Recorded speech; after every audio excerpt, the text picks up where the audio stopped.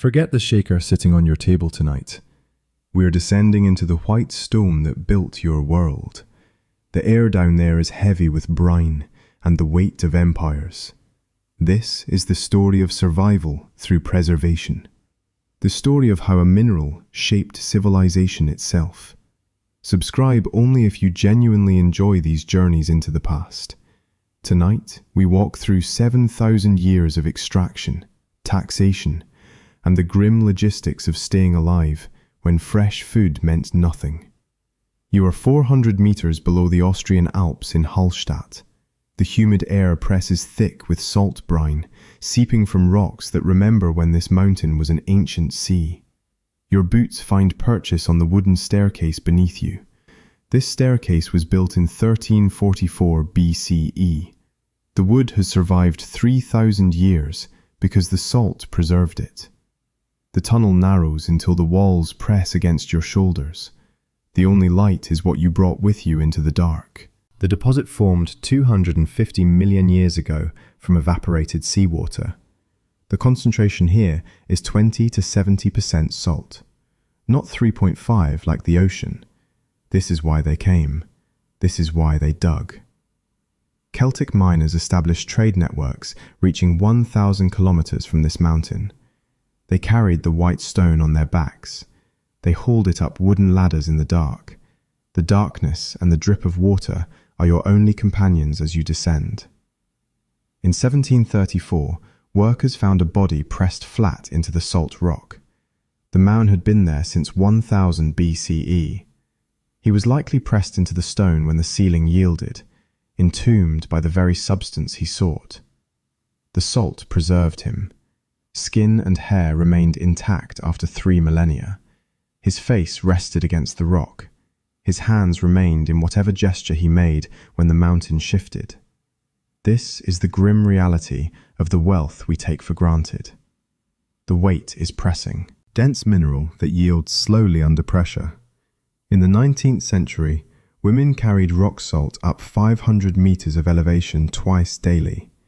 Many were pregnant. They hauled the white stone that preserved their food. The physical cost of this mineral is measured in strained backs and forms pressed into stone. You cannot see the sun from here. You cannot hear the wind. The air tastes of minerals and ancient oceans. The walls glisten with moisture that never dries. This is where civilization came to extract what it needed to survive the winter. This is where men rested in the dark so that meat would not spoil in the light. 7,000 years of continuous extraction in this mountain. 7,000 years of tunnels that go deeper than you can imagine. The miners who worked here in 1000 BCE used bronze tools. They lit their way with torches soaked in animal fat. The smoke from those torches left marks on the ceiling that you can still see today. Black streaks against white salt, a record of every breath taken in the deep. The tunnel opens into a chamber. The walls are smooth from centuries of extraction. The floor is uneven. Your footsteps echo. Somewhere in the distance you hear water dripping.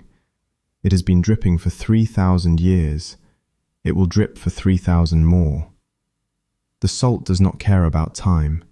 It does not care about empires or revolutions or the price of bread. It simply exists, dense and heavy and necessary. This is where we begin. 400 meters below the surface, in the cold and the damp and the weight of the mountain pressing down. This is the foundation, the white stone that made everything else possible. Your body carries 0.4% sodium chloride in its blood. This is not negotiable. This is not a preference. This is the chemical foundation of your ability to read these words right now. Without salt, your nerves cannot fire, your heart cannot beat, your muscles cannot contract. Evolution did not give us a choice in the matter. For millions of years, this was not a problem. The first humans were hunters. They followed herds across grasslands and into forests. They ate meat rich with the minerals that came from the animals drinking groundwater. The salt was already there in the flesh, in the blood, in the organs they consumed. Their bodies maintained the balance without effort, without thought. Then something changed. Around 12,000 years ago, we stopped following the animals. We planted seeds in the ground. We built permanent settlements next to springs and rivers. We filled our bellies with wheat and barley and emmer. The grain was abundant. The grain could be stored. The grain meant we no longer had to move with the seasons. But the grain lacked what kept us alive. The agricultural revolution created a dependency we could not see. We traded mobility for stability. We traded meat for bread. And in that trade, we lost our primary source of sodium chloride. You can survive weeks without food. You can survive days without water. But without salt, the timeline is much shorter. The symptoms begin within hours of severe depletion, starting with nausea and headache and fatigue, then progressing to seizures, then coma, and finally death. This is what happens when the sodium levels in your blood drop too low. The cells cannot maintain their electrical charge. The signals slow and cease. The system gradually shuts down. So we had to find it. We had to extract it from the earth or the sea. We had to learn which rocks to lick and which pools to boil. Animals already knew. They gathered at salt licks where mineral deposits pushed up through the soil. We followed them. We watched them scrape their tongues against stone. We tasted what they tasted. The earliest human settlements were not random. They were always built with access to both fresh water and salt. Jericho, next to the Dead Sea, where the beaches were made of salt crystals. Çatalhöyük, next to a salt lake in what is now Turkey. Solnitsata in Bulgaria, where salt springs bubbled up from the ground. The pattern repeats at every early settlement we find. Water to drink, salt to survive. This is the biological contract. The body requires what the new diet cannot provide. So we dug, we boiled, we scraped, we carried the white stone back to our homes and stored it in clay pots. We learned to recognize the taste, to crave it, to seek it out. The brain developed receptors specifically for detecting sodium chloride. Type 1 cells on the tongue that signal when salt is present. A survival mechanism encoded into our biology. We are still operating under that contract. Your body still carries 0.4% sodium chloride in its blood. Your nerves still require it to fire. Your heart still requires it to beat. The agricultural revolution happened 12,000 years ago, but your cells remember what was lost. They remember the meat. They remember the blood. They send the signal every day. Find salt. Consume salt. Survive. This is not about flavor. This is not about culture or cuisine. This is about the chemical reality of being human after we stopped eating animals and started eating plants. That necessity shaped everything that came after. 12,000 years ago in Jericho, the first permanent houses rose from packed clay. Round structures 5 meters across, with floors of lime plaster. The walls were thick enough to hold the heat at night and keep the sun out during the day. This was new. This was different from the temporary camps that humans had built for hundreds of thousands of years before. The location made sense for many reasons. A natural spring provided water for irrigation. The soil was rich enough to support wheat and barley. Fig trees grew in the valley. Animals came to drink at the spring, which made hunting easier. But there was something else. Something that mattered just as much as the water and the soil and the game. The Dead Sea sat nearby. Its beaches were not sand, they were salt crystals, pure white deposits that formed where the water evaporated faster than it could be replenished. The concentration was so high that nothing could live in it. No fish, no plants, only salt accumulating year after year in layers thick enough to walk on. You settled here because of the spring and the salt together, for one without the other would not have been enough. The spring let you grow crops, while the salt let you survive on those crops without dying from sodium depletion.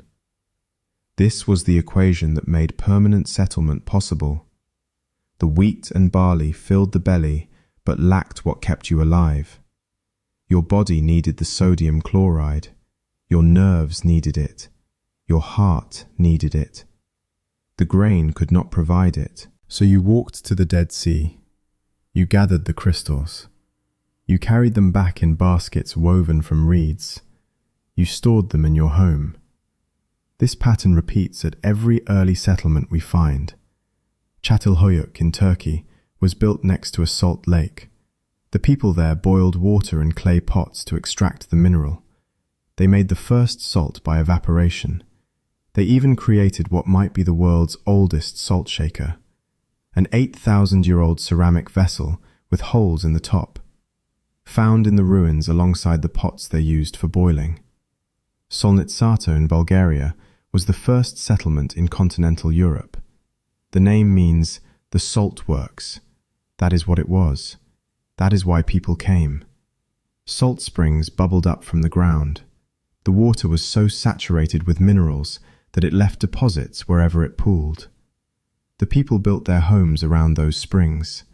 They built their lives around access to that resource. By 5000 BC, we see mine shafts dug 200 meters underground in China's Sichuan province, vertical tunnels carved into the earth to reach deposits that had formed millions of years earlier.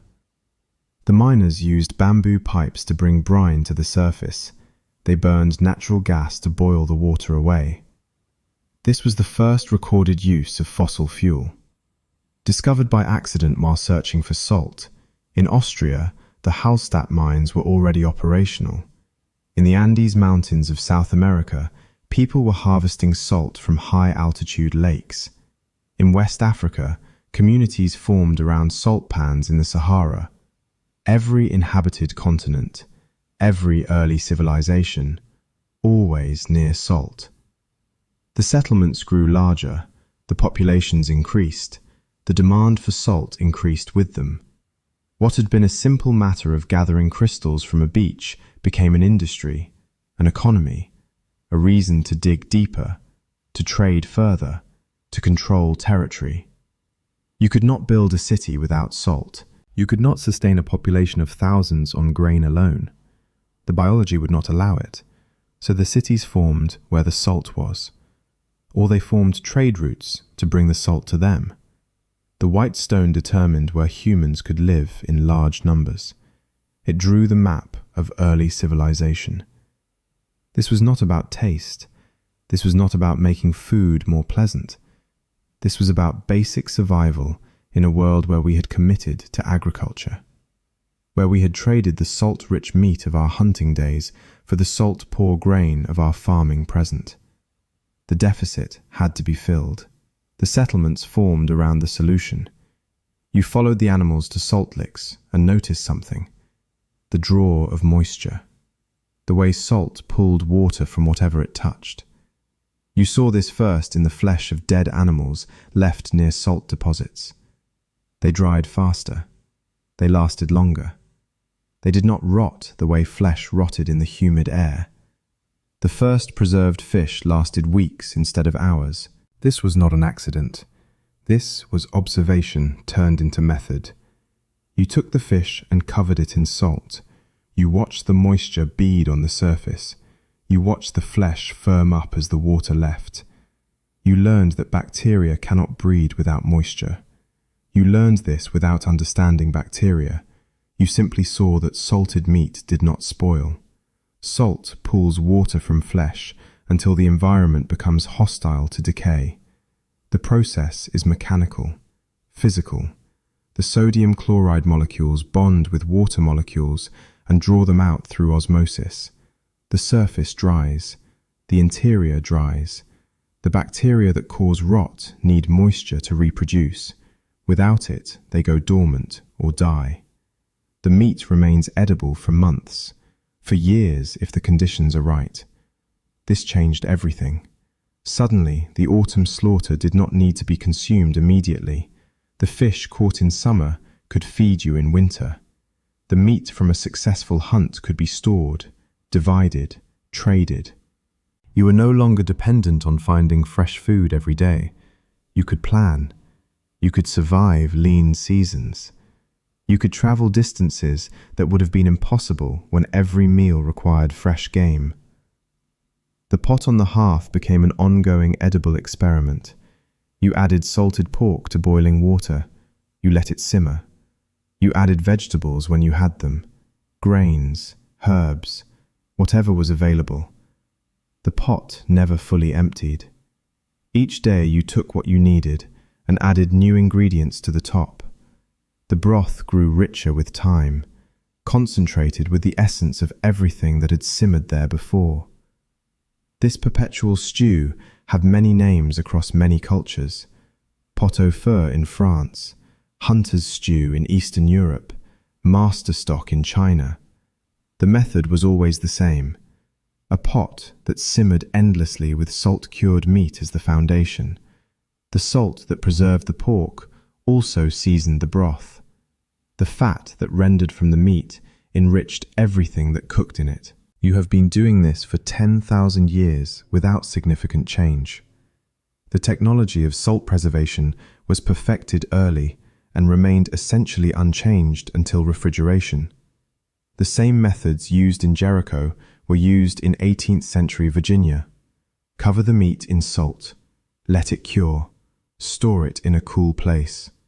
Soak it before cooking to remove excess salt. Add it to the pot. The smell of a properly cured ham is distinct, savory, almost sweet from the breakdown of proteins during the curing process. The addition of saltpeter gives it a pink color and a particular flavor. Umami. The Japanese have a word for it, but every culture recognized the taste of preserved meat, the taste of survival. The smell of spoiled meat is equally distinct, the odor of decay, of bacteria breaking down tissue into gases and liquids. You learned to know the difference. Your nose became the tool that told you whether you would eat or starve, whether the preservation had worked or yielded to time. The pot-au-feu simmers with salt pork and whatever vegetables remain from the harvest. Turnips, cabbage, onions if you are fortunate. The broth is dark and rich. The meat falls apart after hours of cooking. The salt has done its work twice, first in preservation, then in flavor. This is how you survived winter. This is how cities fed themselves before the railroad, before the ice house, before anything resembling modern logistics. 7,000 years of continuous extraction in this mountain. The deposit formed 250 million years ago when an ancient sea evaporated and left its minerals behind. Tectonic forces pushed the seabed upward, compressed it, transformed it into the Alps. The salt remained trapped inside, waiting. The concentration here is 20 to 70%, not 3.5 like modern seawater. This extreme density made extraction worthwhile despite the dangers, despite the deaths. Despite the centuries of labor required to carve tunnels through solid rock and crystallize brine, Celtic miners worked these tunnels as early as 800 BC. They developed trade networks that reached 1,000 kilometers in every direction.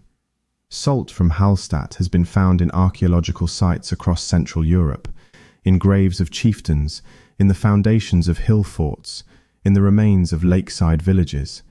This mineral traveled further than the miners who extracted it ever would. The work was brutal. You descended wooden ladders into shafts that dropped hundreds of meters into darkness. The air grew thicker as you went deeper, heavy with moisture and the mineral smell of ancient oceans. Your torch cast shadows that moved across walls of white and grey. Salt crystals reflected the light, glittered, deceived the eye about distances and depths. The tunnels were barely wide enough for a man to pass. You worked on your knees, on your stomach, chipping at the rock face with bronze tools that dulled quickly against the hardness of compressed salt. The sound echoed. Metal on stone, your breath. The drip of water that never stopped, that had never stopped since the first shaft was dug.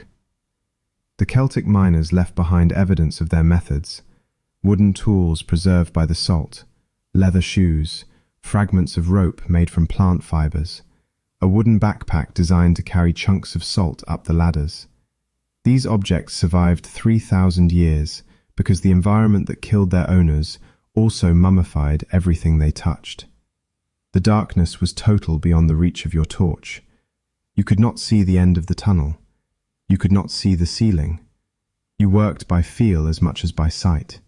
Your hands learned to read the texture of the rock, to know where the salt was pure and where it was mixed with clay or stone. Women in the 19th century carried the extracted salt up 500 meters of elevation, twice daily. The loads weighed as much as they did. They climbed wooden steps worn smooth by centuries of use, steps that dated back to 1344 BC in some sections, steps that had felt the weight of Bronze Age miners and Iron Age traders and medieval workers, and now them, pregnant, exhausted, carrying the mineral that would preserve the meat that would feed their families through winter. Many died when the mountain shifted. The removal of salt created voids and weaknesses. Sometimes the ceiling descended without warning.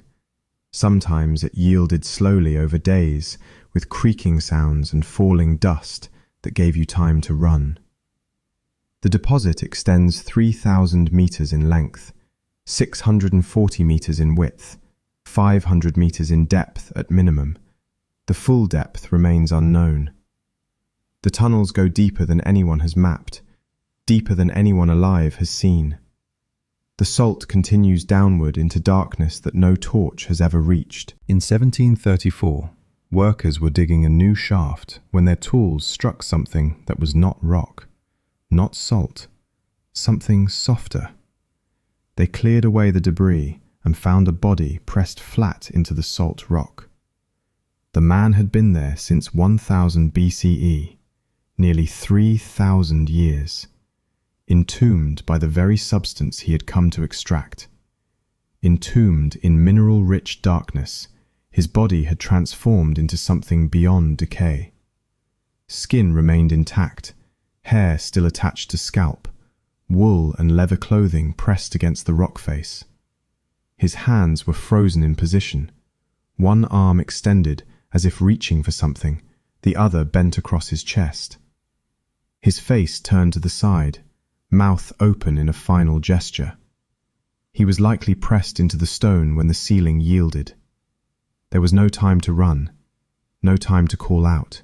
The weight of the mountain pressed him into the floor, and the salt began its work immediately, drawing moisture from his flesh and preserving what would have rotted in days under normal conditions, creating a fossil made not of stone, but of dried tissue and mineral deposits. The workers who found him did not know what to do. They reported the discovery to the mine overseer. Word spread through the valley. People came to see and to look at the face of a man who had died before Rome was founded, before iron replaced bronze, before written records existed in this part of the world. The body was removed from the mine, examined, documented in the limited way that 18th century science allowed. Then it was buried, according to Christian custom. The mine overseer believed it would be disrespectful to keep the body on display, to treat it as a curiosity. So the man who had been preserved for 3 millennia was placed in a grave where he would finally decay. This was not the only body found in Hallstatt. Other miners were discovered over the centuries, always pressed flat, always perfectly preserved, always with their tools nearby. A bronze pickaxe, a wooden shovel, a leather bag for carrying salt. The objects that defined their work became the objects that marked their deaths. The preservation was so complete that modern archaeologists can determine what these miners ate for their last meal. The contents of their stomachs survived: barley, beans, traces of meat. the same diet that sustained miners in the 19th century and in the Bronze Age. Grain and legumes and whatever protein could be preserved with salt. The mountain claimed them and kept them. The very substance they extracted became their tomb, moisture leached from their bodies and replaced by minerals that hardened flesh into something resembling leather. Eyes settled inward, organs dried to husks, yet the shape remained, the form, the evidence of who they were and how they died. This is the grim reality of the wealth we take for granted. Every crystal of salt on your table tonight was extracted by someone, carried by someone, processed by someone, and some of those people died in the dark, crushed by the weight of the mountain, preserved by the substance they came to gather. Their bodies pressed flat into the rock, their faces frozen in the moment of collapse, their hands reaching for tools they would never hold again. The workers who found the preserved miner in 1734 went back to their labour. They continued digging. They continued descending into the dark. They knew the risks. They had always known the risks. But the salt was necessary. The salt was valuable. The salt was worth the danger. So they worked. And sometimes the ceiling yielded. And sometimes they became part of the mountain. And the salt preserved them too. 1 cubic meter of salt weighs 2 metric tons, 4,700 pounds of mineral compressed into a space barely larger than a washing machine. This is not a substance you carry casually. This is not something you load onto a cart and forget about. This is weight that breaks axles, that kills horses, that requires planning and infrastructure and the kind of logistics that most people never consider. It would take 30 horses to carry a single cubic meter if you divided the load evenly. 30 animals, 30 sets of tack and harness, 30 mouths to feed, 30 bodies that need rest and water. And that is just for 1 cubic meter. A successful mining operation might extract hundreds of cubic meters in a season, thousands over a year. The mathematics of movement becomes staggering. The Romans understood this. They built the Via Salaria specifically to move salt, not soldiers, not trade goods, salt. The road stretched 242 kilometers from Rome to the Adriatic coast, paved with stone, graded for ox carts, wide enough for 2 wagons to pass. This was infrastructure built around the weight of a mineral. Without this road, Rome could not feed its 1 million citizens. Fresh food spoiled too quickly to travel that distance. Grain could make the journey, but grain alone would kill you. You need the salt. You need the preserved fish and meat that the salt makes possible. The Via Salaria carried that necessity, day after day, year after year. Ox carts loaded with amphorae full of salted fish, barrels of salt pork, blocks of pure salt wrapped in cloth. The weight determined everything. How far you could travel in a day, how many animals you needed, how much you could charge for the product at the destination. Salt from the coast cost one price. Salt that had travelled 200 kilometres cost 5 times that. Salt that had crossed mountains cost 10 times. The weight compounded with distance until only the wealthy could afford it. In the 19th century, women carried rock salt up 500 metres of elevation twice daily at Hallstatt. They did this because horses could not navigate the narrow mountain paths, because carts could not handle the grade, because the mine was located where the salt was, and the salt was located in the mountain, and the mountain did not care about the convenience of extraction. The women carried loads that weighed as much as they did, 50 kilograms, 60, strapped to their backs in wooden frames. They climbed stairs that had been carved into the rock face, stairs worn smooth by centuries of use, stairs that were slippery with moisture, stairs that dropped away into darkness if you missed your footing. Many were pregnant. This was not a choice. This was economic necessity. The families needed the income. The mine needed the labour.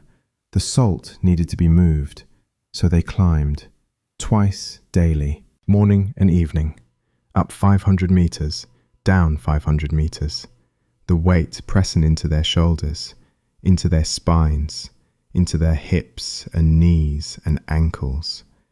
The physical cost of this mineral is measured in broken backs, in joints that failed decades too early, in women who could not stand upright by the time they reached 40, in children born underweight because their mothers spent pregnancy hauling stone up a mountain. This continued until the 1890s, when a pipeline was finally constructed, a wooden pipeline that carried brine instead of solid salt, 40 kilometers long, built over 6 years.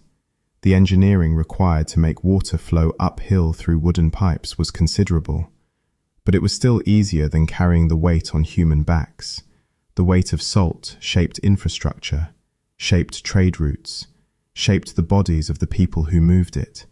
2 metric tons per cubic meter, heavy enough to break you, valuable enough to make the breaking worthwhile. The Via Salaria stretches 242 kilometers from Rome to the Adriatic Sea.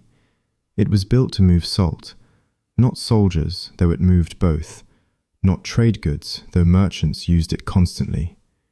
Salt, the mineral that made everything else possible. The road predates the empire. The Sabines traced it first as a footpath to the coast. They walked it to gather salt from tidal pools. They carried the crystals back in baskets. When Rome conquered the Sabines, they paved the path. They laid stone slabs. They built bridges over rivers. They graded the hills so ox carts could pass without breaking axles. The name tells you everything. Via Salaria, the salt road. Not the military road, not the trade road. The road named for the substance it carried. The road that existed because salt was heavy and Rome was hungry, and the distance between them required infrastructure. Without this road, Rome could not feed its 1 million citizens. By the 1st century CE, Rome was the largest city in the world. 1 million mouths that needed feeding every day. Fresh food could not make the journey. Vegetables rotted, meat spoiled, milk curdled. The only proteins that survived the trip were those preserved in salt. Salted fish from the coast, salt pork from the countryside, amphorae filled with garum, that fermented fish sauce the Romans poured on everything. The Via Salaria made this possible. Ox carts rolled up the road loaded with preservation, with the means to keep a city alive through seasons when nothing fresh could reach the markets. Each cart carried perhaps 200 kilograms of salted goods. Each journey from coast to Rome took 4 days of slow movement. Multiply that by the number of carts needed to feed 1 million people. The road was never empty.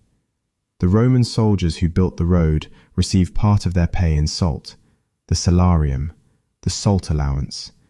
This is where we get the word salary, payment for labor, compensation for service. The word comes from sal, Latin for salt. The salarium was money allocated for obtaining the substance that kept you alive on campaign. When your legion marched into Gaul or Germania, you could not rely on local supply, so the state gave you the means to secure it before you left. This was not symbolic. This was logistics. A soldier on the march needed salt to preserve whatever food he carried, to cure meat from hunting, to make hard cheese that would not spoil in his pack. Without salt, his rations would rot within days. With salt, he could carry enough food to sustain a weeks-long march through hostile territory. The salarium also covered the salt used in camp, the salt that went into the communal cooking pots, the salt that preserved fish caught from rivers, the salt that made leather from animal hides.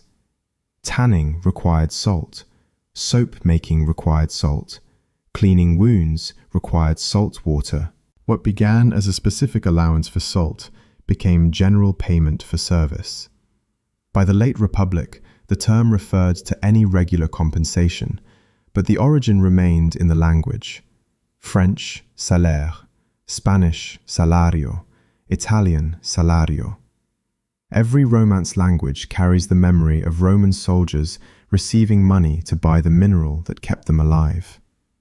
Pliny the Elder wrote that nothing was more useful than salt and sun. He was stating logistical fact. Without salt, you could not preserve food. Without preserved food, you could not maintain cities. Without cities, you could not build empires. Parts of this road are still in use today. The modern highway follows the ancient path. 2,000 years later, we still drive the route the Romans paved to move salt. The stone slabs are gone, the ox carts are gone, but the need that created the road remains. The Romans fermented fish in salt until the flesh dissolved into liquid. This was not an accident. This was intentional decomposition. Controlled rot. The process took months, sometimes a year. The result was garum, a sauce that elevated every meal, a condiment so valued that the best varieties cost more than wine. The method was simple. You took small fish, anchovies usually, sometimes mackerel. You layered them in large clay vessels with salt. The ratio was critical. Too little salt and the fish would putrefy into poison. Too much, and the fermentation would not begin. You needed balance, precision, the knowledge that came from generations of trial and error. The vessels were left in the sun. The heat accelerated the process. Enzymes in the fish broke down the proteins. The salt prevented harmful bacteria from taking over. What remained was liquid, amber-colored, rich with umami, the concentrated essence of the sea. The smell is what you would expect from months of controlled rotting, sharp, pungent, the odor of fermentation, of fish breaking down into component molecules. Modern descriptions compare it to Asian fish sauce because that is exactly what garum was. The same process, the same chemistry, the same result, separated by 2,000 years and half the world. Garum factories dotted the empire. We know this from archaeological evidence, from the remains of large vessels found at production sites, from the amphorae used to transport the finished product. One factory was buried at Pompeii when Vesuvius erupted in 79 CE. The vessels were still there, still filled with garum that had been fermenting when the ash came down. The sauce was mixed with everything: coriander, dill, vinegar, wine, honey. The Romans created dozens of variations, each with its own name, its own purpose. Liquamen for cooking, muria for pickling, alec for the poor who could not afford the pure stuff. The fermented brine that remained after the liquid was drained off. This was not food for survival. This was food for pleasure, for flavor. The Romans had moved beyond simple preservation into the realm of gastronomy. They took the technology of salt and pushed it into fermentation, into chemistry, into the transformation of raw ingredients into something entirely new. The best garum came from Hispania, from the coast where tuna were abundant. The factories there produced garum sociorum, partner's sauce, so named because it was made by business partnerships, traded across the Mediterranean, sold in markets from Britannia to Egypt, a luxury item, a status symbol, proof that you could afford the finest fermented fish liquid in the empire. The process required patience. You could not rush fermentation. You could not force the enzymes to work faster. You waited. You checked the vessels periodically. You tasted the developing liquid. You learned to recognize when it was ready, when the sharpness had mellowed, when the fishiness had transformed into something complex, savory, almost meaty. The fermented brine contains the essence of preservation itself. Salt drew the moisture from the fish.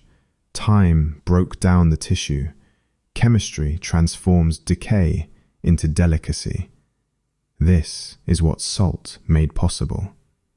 Not just survival, not just keeping meat from rotting, but the creation of flavors that did not exist in nature, that required human intervention, human knowledge, human patience. Garum factories operated for centuries. The recipe spread beyond Rome, beyond the empire. Every culture with access to fish and salt eventually discovered fermentation, eventually learned that controlled decomposition could create something valuable, something delicious, something worth the months of waiting and the overwhelming smell of fish breaking down in the sun. The jars at Pompeii are still there, still filled with garum that never reached the market. The eruption preserved them, froze them in time, a snapshot of Roman industry, of Roman taste, of what people valued enough to produce in massive quantities and ship across an empire. The fermented essence of the sea, made possible by salt, made valuable by patience, made Roman by the absolute conviction that fish sauce belonged on everything. 18th century receipts detail the salting of the winter hog with precision that suggests this was not optional knowledge. This was survival written down. Instructions passed from one generation to the next because forgetting meant starvation. Cut the meat 1 inch thick. This thickness matters. Too thin and it dries into leather. Too thick and the salt cannot penetrate to the center. 1 inch allows the cure to work evenly, allows the moisture to leave without taking all the texture with it. Rub with saltpeter at a rate of 2 ounces per pound. Saltpeter is potassium nitrate. It keeps the meat pink, prevents it from turning the grey-brown of decay, adds a particular flavor that people came to associate with cured pork. The taste of preservation, the taste of winter provisions. Lay the pieces on shelving boards to drain for 24 hours.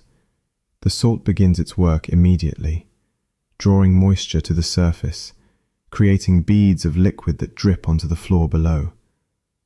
The boards are angled slightly so the brine runs off, so it does not pool beneath the meat and slow the curing. After 24 hours, turn each piece over. Apply saltpeter again to the other side. By now, the first application has melted into the flesh, penetrated deep enough that you can see the color change, the pink spreading inward from the surface. The chemical reaction that makes this meat safe to store. Wipe each piece dry with clean, coarse cloths. The texture of the cloth matters. Too smooth, and it cannot grip the moisture. Too rough, and it tears the surface of the meat. Coarse linen works, rough cotton, anything that can absorb the brine without damaging what you are trying to preserve. Heat regular salt in an oven until it is hot to the touch. Mix with half as much brown sugar. The sugar adds sweetness that balances the salt, creates complexity in the final flavor. The heat helps both substances penetrate faster. Work the mixture into the meat while it is still warm. Pack the pieces into barrels. Rind down. This means the skin side faces the bottom, the fat side faces up. This arrangement matters for reasons that the receipts do not explain, but that experience taught. Perhaps it allows better drainage. Perhaps it protects the meat from air exposure at the top of the barrel. Fill the interstices with smaller pieces. Waste nothing. Every scrap of meat that can be salted should be salted. The spaces between larger pieces are filled with trimmings, with cuts too small to cure on their own, but valuable when packed tight against properly cured portions. Allow about ½ pound of the salt and sugar mixture for each pound of meat. This ratio was learned through trial, through batches that failed because there was too little salt, through batches that succeeded and were measured and recorded and passed down as instruction. Soak for 24 hours before cooking to draw out the excess salt. This step is not optional. The meat is inedible without it. Too salty to taste anything else, too salty to chew without your mouth puckering. You place the cured piece in a tub of cold water. You wait. You change the water if it becomes too cloudy with dissolved salt. You wait more. The water in the tub turns greyish, cloudy with salt and dissolved proteins. The meat swells slightly as it reabsorbs moisture, not enough to make it fresh again, just enough to make it cookable, to restore some texture, some tenderness. This was performed annually on farms across Europe and colonial America. On Virginia plantations, the autumn slaughter followed the same rhythm each year. The 35 hogs killed in December, the saltpeter on the hams and shoulders, the standard cure on everything else. This rhythm governed agricultural life for millennia. The autumn slaughter, the winter curing, the spring and summer meals of salt pork simmered in perpetual stews. The cycle repeated every year, every generation.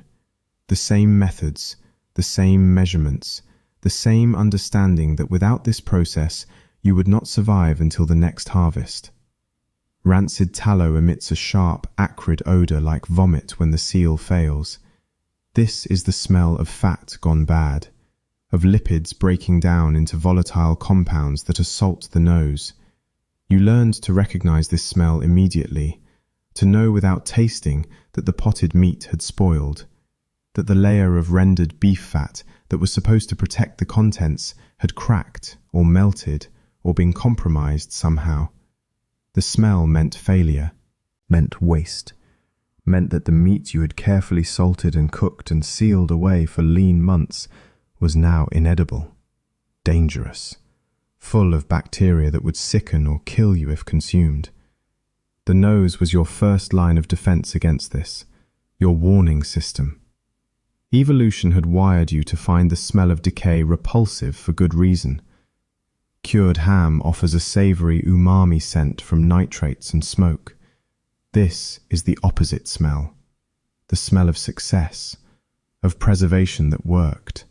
The saltpeter has done its job. The salt has drawn out enough moisture. The smoking process has added another layer of protection.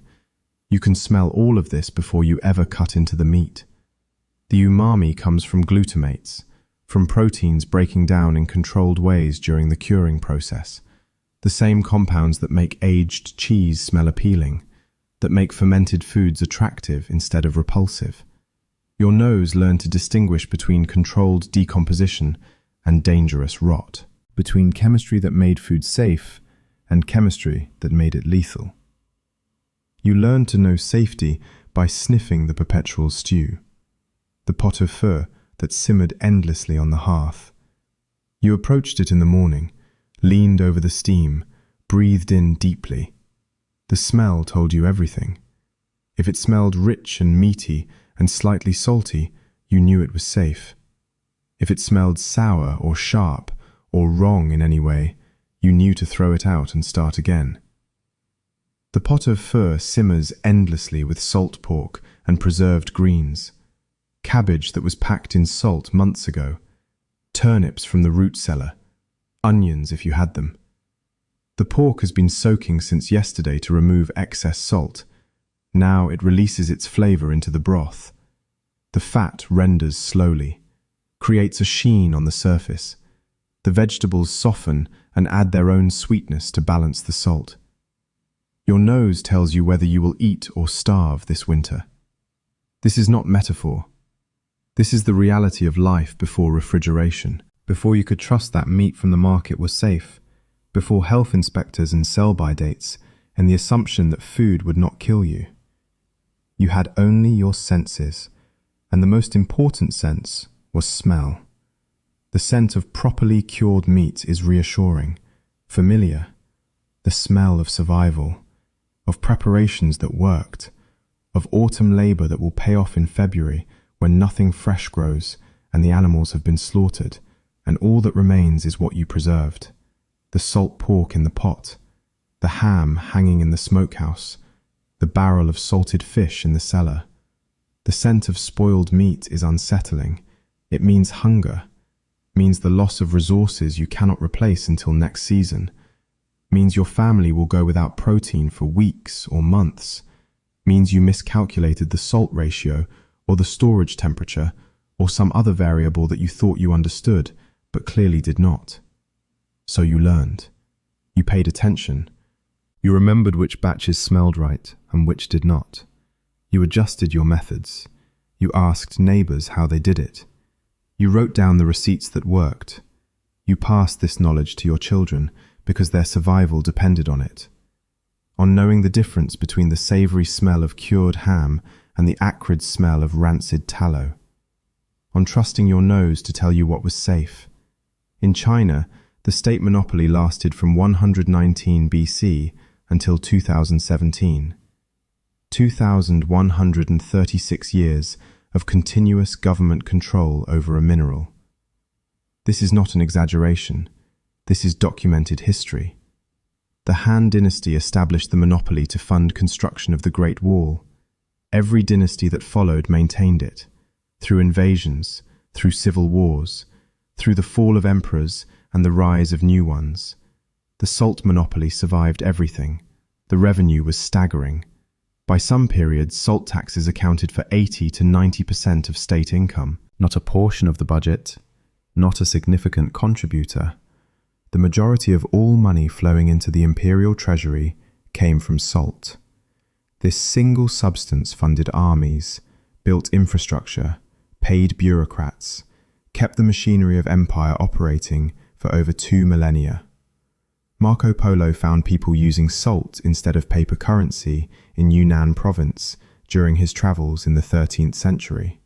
He documented this in his journals, described how salt cakes were stamped with official seals, how they circulated as money in regions where coins were scarce, how merchants accepted them as payment, how taxes could be paid in salt instead of silver. This was not primitive barter. This was sophisticated monetary policy. The salt cakes had standardized weights, standardized purity. They were fungible, divisible, portable enough to carry, but heavy enough to discourage casual theft. They met every requirement of currency, except that they were also useful. You could spend a salt cake, or you could use it to preserve your winter provisions. Ethiopian amoles were salt bars used as payment until the 20th century. These were not small tokens. These were substantial blocks. Carved from deposits in the Danakil Depression, transported across deserts by camel caravan, traded in markets from Addis Ababa to the coast. A man's wealth could be measured in how many amoles he owned. The bars had standard dimensions, standard weight. Everyone knew their value. A bride price might be 50 amoles. A good horse might cost 20. Land could be purchased with salt bars if you had enough of them. The Ethiopian economy ran on this system for centuries. Only the introduction of the birr as official currency in the early 1900s began to displace it. The mineral was so vital, it became the medium of exchange itself. This happened independently in multiple cultures, in China, in Ethiopia, in parts of West Africa, where salt from Saharan deposits was traded ounce for ounce with gold. The logic was always the same. Salt was universally needed, universally valued, difficult to counterfeit, stable in price over time. These are the characteristics of good money.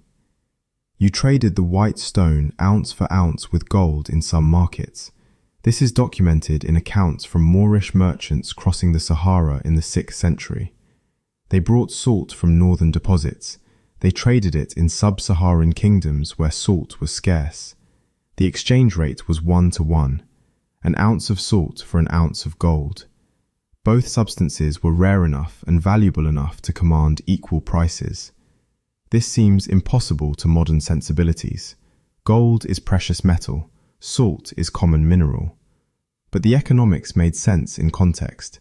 Gold had no practical use beyond decoration and display. Salt kept you alive. Salt preserved your food. Salt was consumed and needed constant replenishment. In regions where it was scarce, the value could exceed gold because the need was more immediate, more desperate, more tied to basic survival. The use of salt as currency declined only when production increased enough to make it common. When coastal evaporation ponds could supply interior regions, when mines could extract enough volume to meet demand, when the weight became less of an obstacle because transportation improved. The transition from salt as money to salt as commodity happened gradually, over centuries, as the substance that had been rare became abundant, as what had been precious became everyday, as the white stone that once bought kingdoms became the mineral in your shaker. The gabelle created borders where salt cost 10 times more on one side than the other. These were not natural boundaries, not rivers or mountain ranges. These were arbitrary lines drawn on maps by bureaucrats in Paris. Lines that determined whether you paid 4,000 euros annually for salt, or 800. Lines that made no sense to anyone except the people collecting the tax. Paris paid the highest rates in France. The region around the capital was designated Pays des Grandes Gabelles, country of the high salt tax. A household there might spend the equivalent of 4,189 euros each year just for salt. Not for meat, not for bread, for the mineral that made those foods possible to store. Brittany paid 805 euros for the same amount, 1/5 the price. The salt came from the same coastal evaporation ponds. The quality was identical, but the tax structure was different. Brittany had negotiated exemptions centuries earlier, had maintained independence longer, had leveraged its position to secure favorable terms when it finally joined the kingdom. These arbitrary lines created a smuggling economy that rivaled prohibition. People living near the borders made their living carrying salt from low-tax regions into high-tax zones. The profit margin was enormous. Buy salt in Brittany for 1 livre, sell it 50 kilometers away for 5 livres. The risk was imprisonment or worse, but the reward made it worthwhile for thousands. The Ferme Générale enforced forced purchases at the point of a musket. This was not taxation by consent. This was extraction backed by violence. Every person over 8 years old had to buy a minimum amount of salt annually, whether they needed it or not, whether they could afford it or not. The tax farmers did not care about your circumstances. They cared about revenue. Inspectors searched homes for contraband salt bought in cheaper provinces. They had legal authority to enter without warning, to examine your stores, to confiscate anything they suspected came from outside your designated region. If you could not prove you had purchased your salt from the authorized royal storehouse, you were guilty of smuggling. The burden of proof was on you. Severe penalties awaited those caught smuggling the white stone. This is not exaggeration. The penalties were codified in law: flogging, branding, the galleys, death in extreme cases. The state treated salt smuggling as seriously as armed robbery, more seriously in some instances, because salt smuggling threatened revenue, threatened the system that funded the monarchy.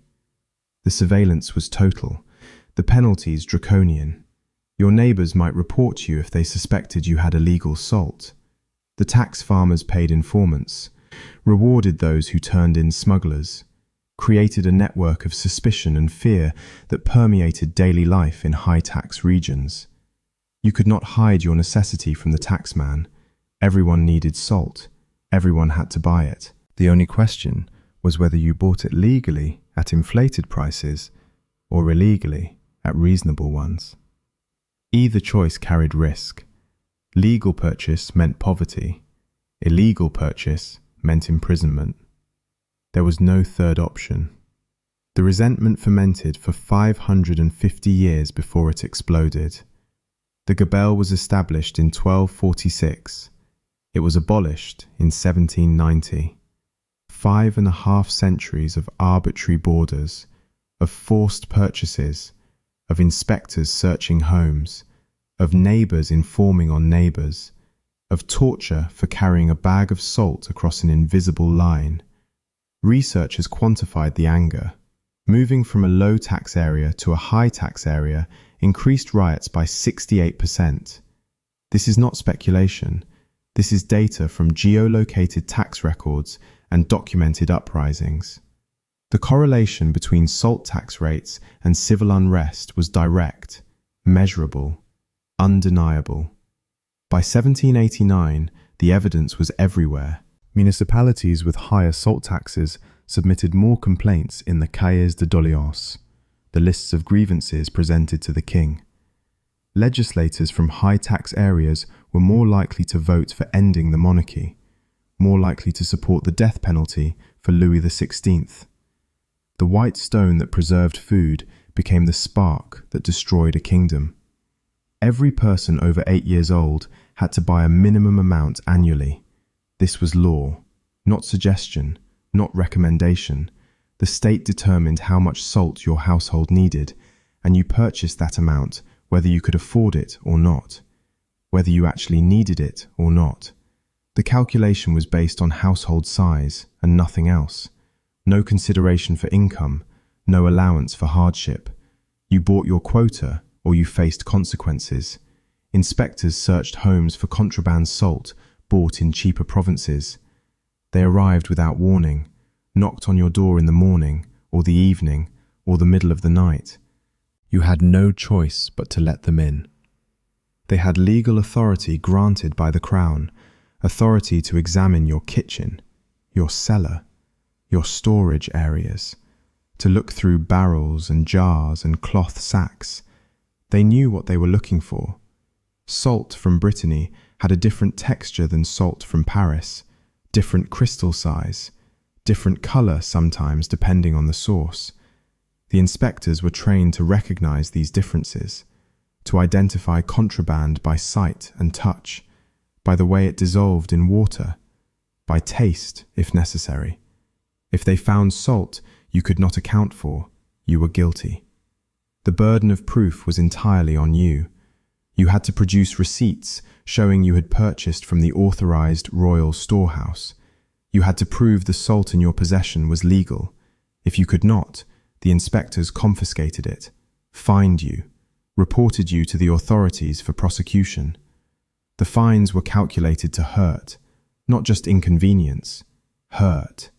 Weeks of wages, months sometimes, enough that paying the fine meant going without other necessities, meant your family ate less, meant you could not afford firewood or cloth or the other basics of 18th century life. Torture awaited those caught smuggling the white stone. This was official policy, codified in law. The penalties escalated based on the amount of contraband and the number of offences. First-time smugglers might receive flogging, public whipping in the town square, enough lashes to leave scars, to serve as warning to others. Repeat offenders faced worse, branding, a hot iron pressed into flesh, usually the shoulder or the cheek, a permanent mark that identified you as a salt smuggler, that followed you for the rest of your life, that made it difficult to find work or housing or any kind of normal existence. The worst cases went to the galleys, chained to an oar on a ship, rowing until you died of exhaustion or disease or the lash. The galley sentence was effectively a death sentence. Few survived more than a few years. The conditions were designed to break you, to make an example of what happened when you defied the salt tax.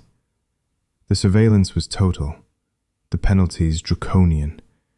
The system created a culture of fear and suspicion that infected entire communities.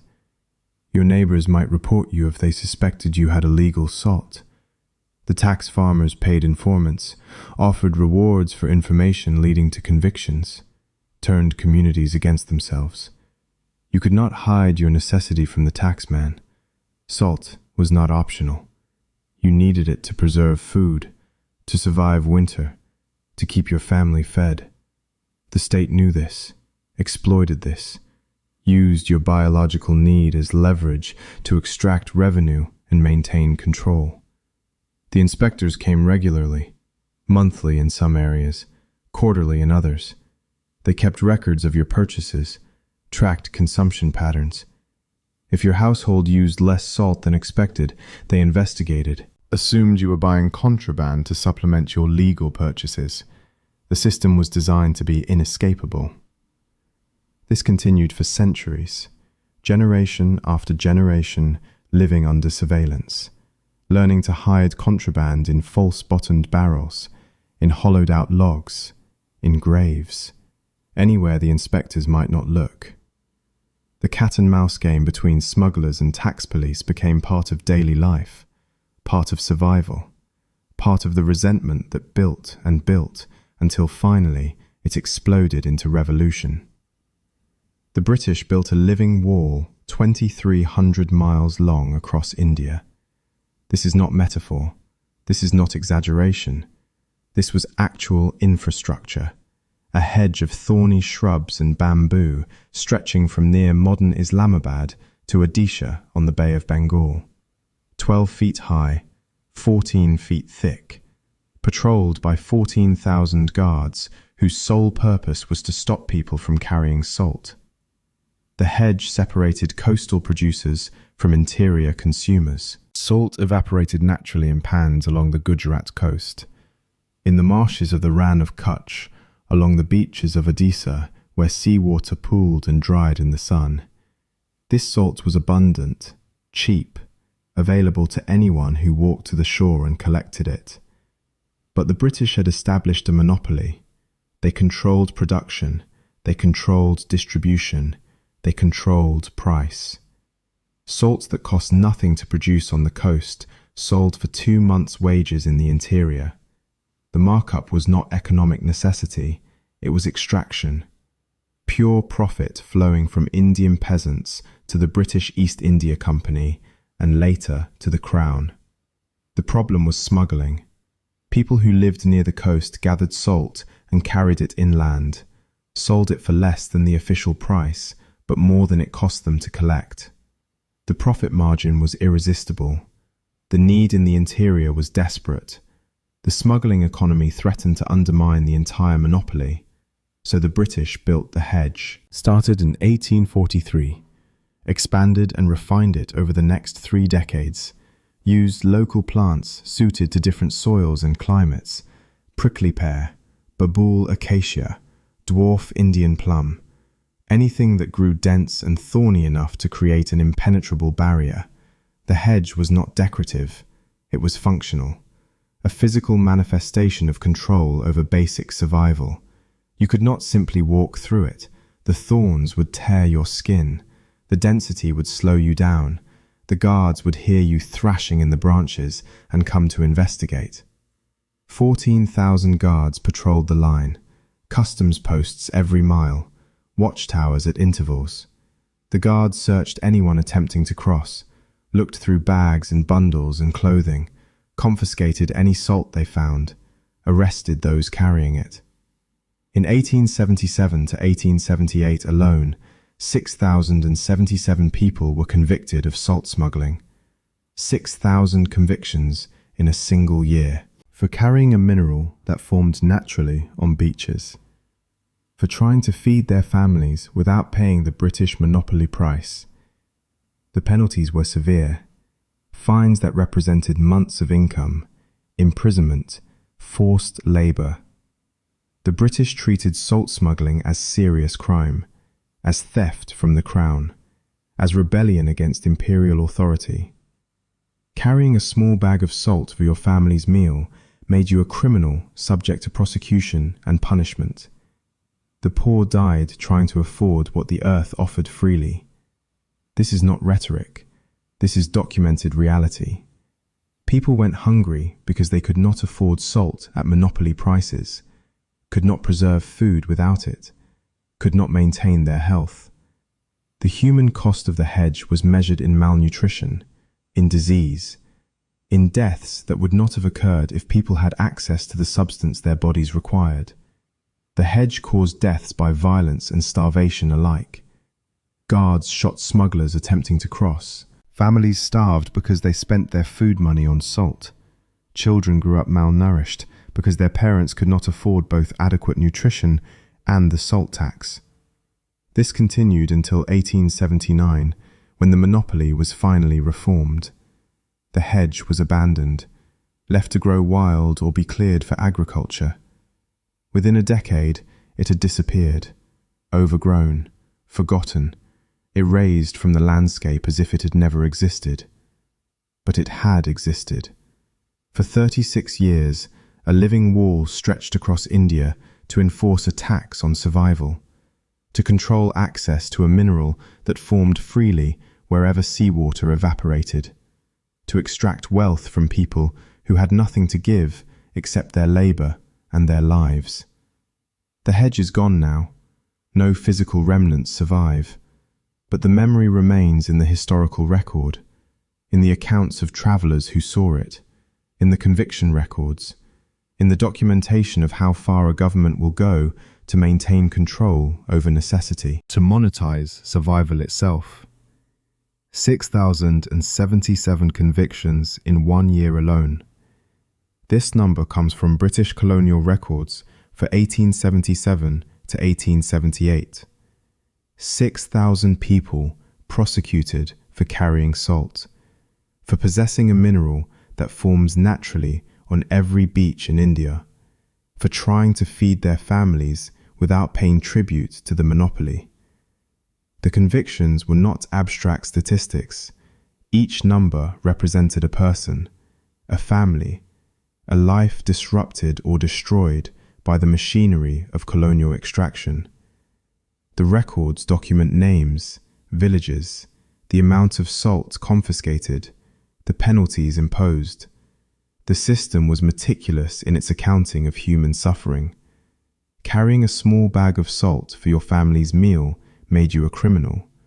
Not a bag of opium, not stolen goods, not weapons. Salt, the substance your body needed to survive, the mineral that kept your food from rotting. You could be arrested for carrying enough salt to preserve a week's worth of fish, enough to cure a single cut of meat. The penalties escalated based on the amount.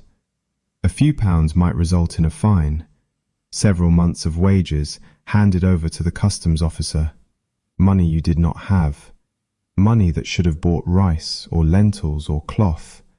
Instead, it went to the British Treasury as punishment for the crime of trying to survive. Larger amounts meant imprisonment, weeks in colonial jails, months sometimes, time away from your fields, from your family, from the work that kept you fed. While you sat in a cell, your crops went untended, your family went hungry. The punishment extended far beyond the individual to everyone who depended on them.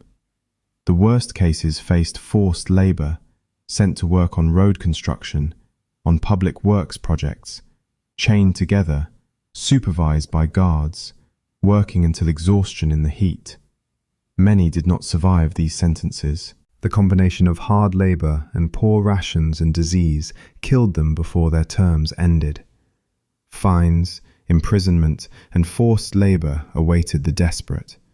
Not the wealthy, not the merchants who could afford to pay the monopoly price.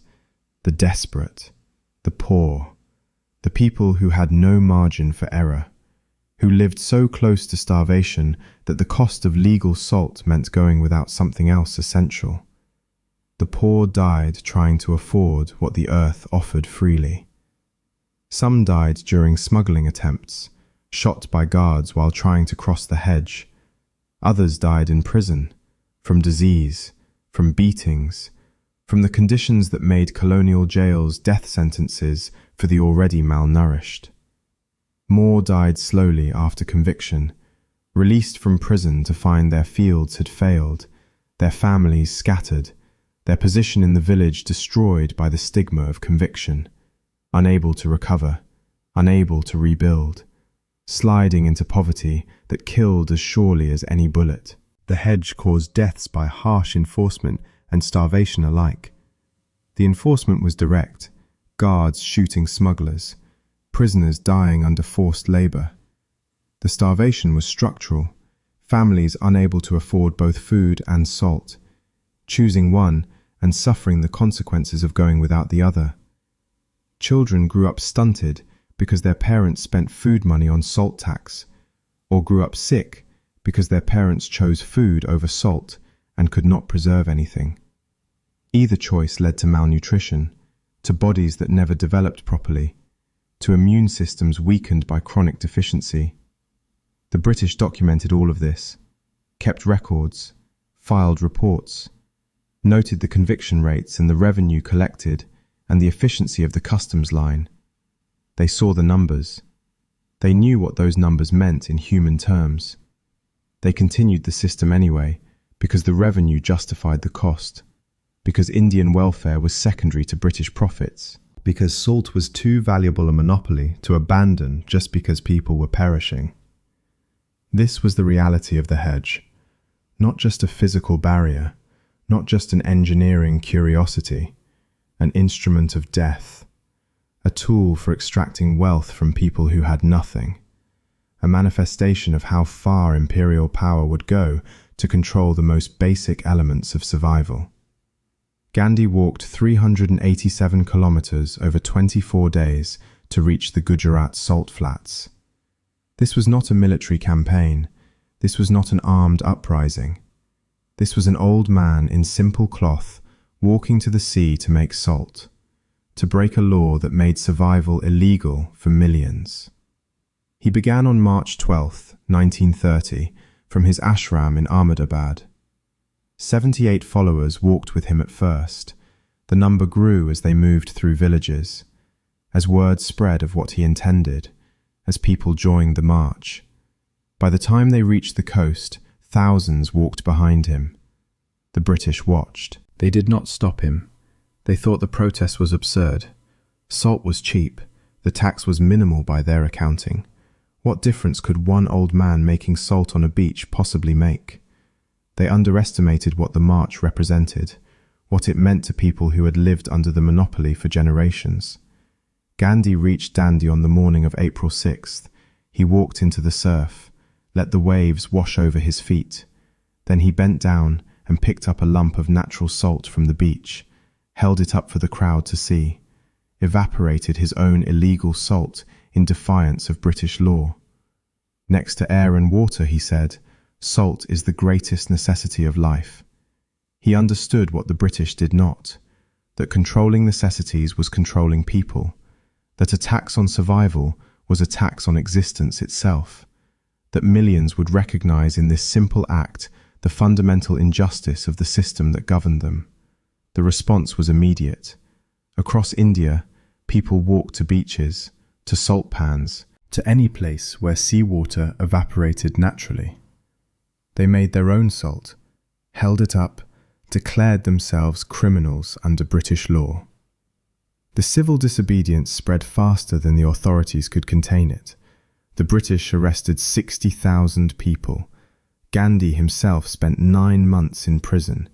They arrested villagers, students, merchants, anyone caught making or selling or possessing illegal salt.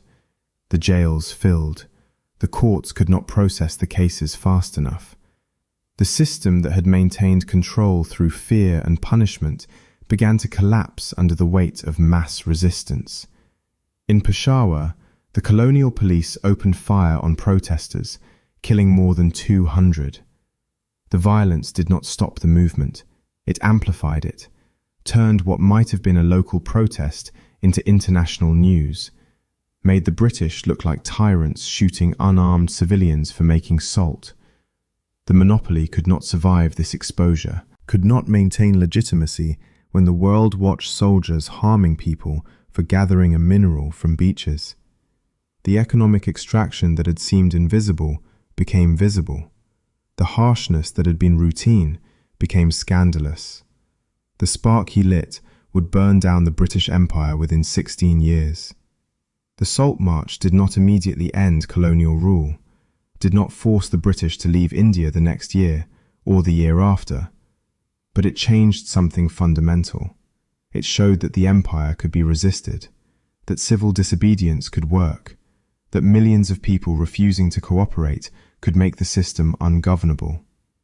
Martin Luther King Jr. studied the Salt March, credited it as direct inspiration for the American Civil Rights Movement.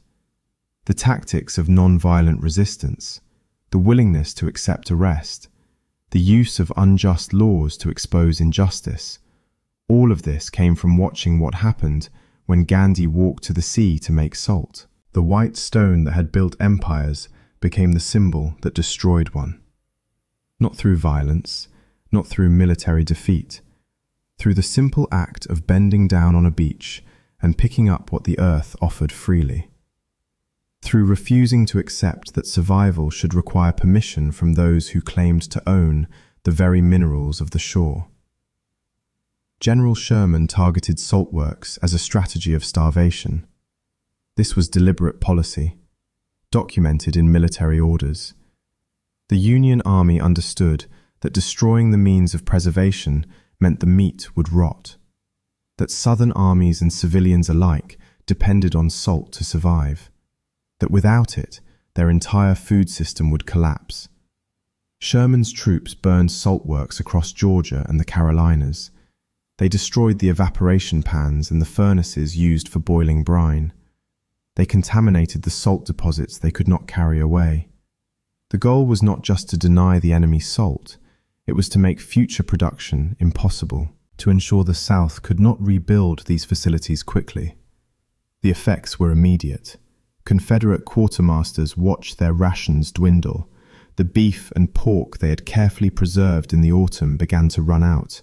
Fresh meat spoiled within days in the southern heat. Without salt to cure new supplies, the army had to choose between eating everything immediately or watching it rot.